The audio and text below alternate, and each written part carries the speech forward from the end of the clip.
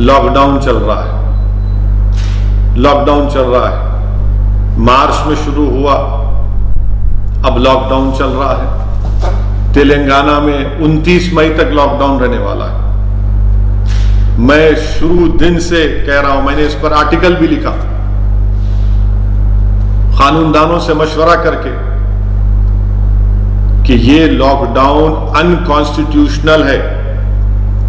आप national disaster management act, epidemic act के तहत गवर्नमेंट ऑफ इंडिया पूरे मुल्क में लॉकडाउन नहीं डाल सकती। ये फेडरलिज्म के खिलाफ है, ये स्टेट सब्जेक्ट है। मुझे नहीं मालूम कि स्टेट गवर्नमेंट्स खामोश क्यों है। अफसोस इस बात का है कि दिल्ली चीफ मिनिस्टर, उनके ही दिल्ली माइनॉरिटीज कमीशन के ऊपर केस बुक होता है, एक लफ्ज नहीं बोलते दिल्ली के चीफ मिनिस्टर। आप क्या खामोशी है आपकी? ये इतनी खामोशी, आपने उनको नामजद किया, आपकी सरकार ने उनको नामजद किया है। 72 ईयर ओल्ड है वो आदमी, आप बताइए। और फिर ये लॉकडाउन की वजह से जितने हमारे माइग्रेंट लेबरर्स हैं, जो खास तौर से बिहार,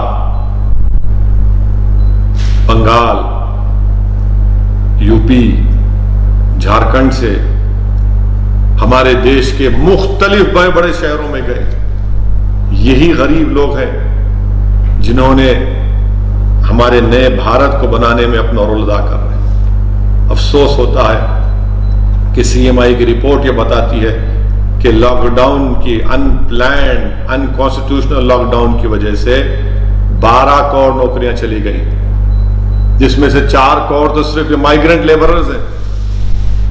इनकी कैफियत देखिए। औरंगाबाद में पैदल निकलते हैं, पैदल माइग्रेंट लेबरर्स, और पैदल निकलते हैं कितने लोगों की, 16 लोगों की मौत हो जाती है। क्योंकि वो गरीब को मालूम कि जो ट्रेन की पटरी को देखकर चलूंगा तो मैं अपने गांव को, अपने देश को पहुंच जाऊंगा। उसको नेशनल हाईवे से मतलब नहीं है, वो सिर्फ ट्रेन की पटरी को, ट्रैक को देखकर समझता है कि मुझे इस तरफ जाना है। थक गए थे वो लोग। किसी ने कहा कि वो बेहोश होकर गिर गए थे।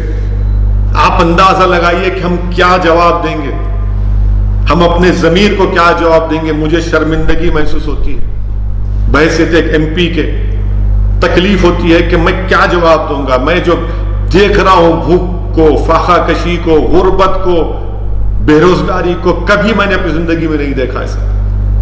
और फिर औरंगाबाद के उस ट्रेन के पटरियों पर 16 लोगों की मौत, उन गरीबों की मौत, उसमें कोई आला जात के लोग नहीं थे।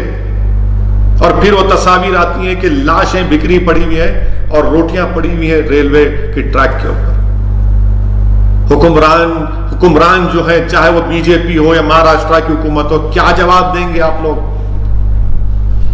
कोई इस मुल्क में उन मरने वालों की कोई कीमत है या नहीं? उनकी जान की कोई कीमत ही नहीं। सिर्फ एक बयान आ गया वजीर आजम का और रेलवे मिनिस्टर का कि अफसोस हुआ, मगर जिनके घर पर ये लाशें गई होंगी या जिनको खबर मिली होगी कि जिस औरत को मालूम हुआ होगा कि मेरा पति मर गया, जो बेटा यतीम हुआ होगा, जिसकी मां की कोख उजड़ गई होगी, क्या जवाब देंगे इनको? और क्यों मरे वो लोग?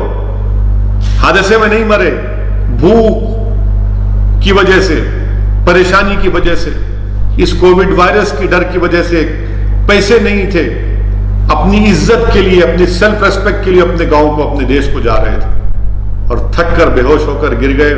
ट्रेन आई और ट्रेन उनको मार के चले गई। 800 किलोमीटर, 900 किलोमीटर, 1000 किलोमीटर लोग पैदल जा रहे हैं, साइकिल पर जा रहे हैं।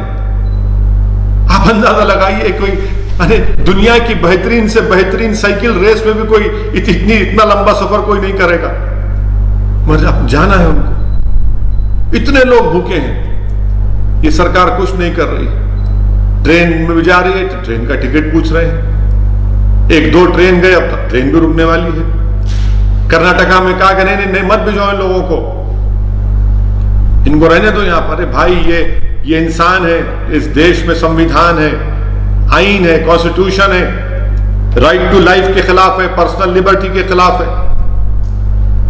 क्या कर रही है सरकार इन मजदूरों के बारे में, माइग्रेंट लेबरर्स के बारे में? इतनी ट्रेन चलाएंगे फुला, अरे भाई लेके क्यों नहीं जा रहे फिर आपने हर स्टेट गवर्नमेंट को आप बोलना था कि हम ये दे रहे हैं आपको, ये पब्लिक डिस्ट्रीब्यूशन सिस्टम से हम आपको चावल दे रहे हैं, गेहूं दे रहे हैं, बाकी इन लोगों को कुछ नहीं।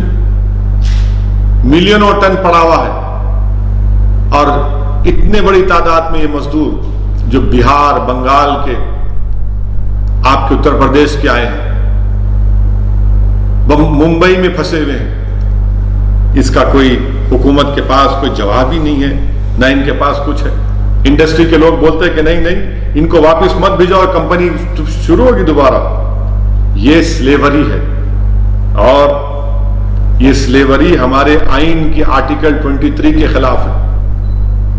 क्या हमको ट्रीटमेंट कर रहे हैं? मुझे नहीं लगता कि ये लोग फिर वापस आएंगे। जिस तरीके से हमने उनसे सलूक किया, कम से कम तेलंगाना की हद तक यहाँ की हुकूमत ने उनको इमदाद दी, उनकी कुछ मदद की, यहाँ पर उनको कुछ काम दिया, खाना पहुंचाया थोड़ा बहुत हद तक। मेरे अजीज दोस्तों और बुजुर्गों, आप देखिए कि ये अनप्लान्ड लॉकडाउन की वजह से, ये अनप्लान्ड लॉकडाउन की वजह से इतनी तकालीफ हो रही है, इतनी मसाइब और मुश्किलात में इजाफा हो रहा है कि हम बयान भी नहीं कर सकते। बच्चे भूखे हैं, बच्चे भूखे हैं, औरतें परेशान हैं। प्लीज़ इस वीडियो को लाइक करें, शेयर करें और इस चैनल को सब्सक्राइब करें। साथ ही बेल नोटिफिकेशन को भी दबा लें ताकि फ्यूचर में आने वाली वीडियो का आपको पहले पता चले।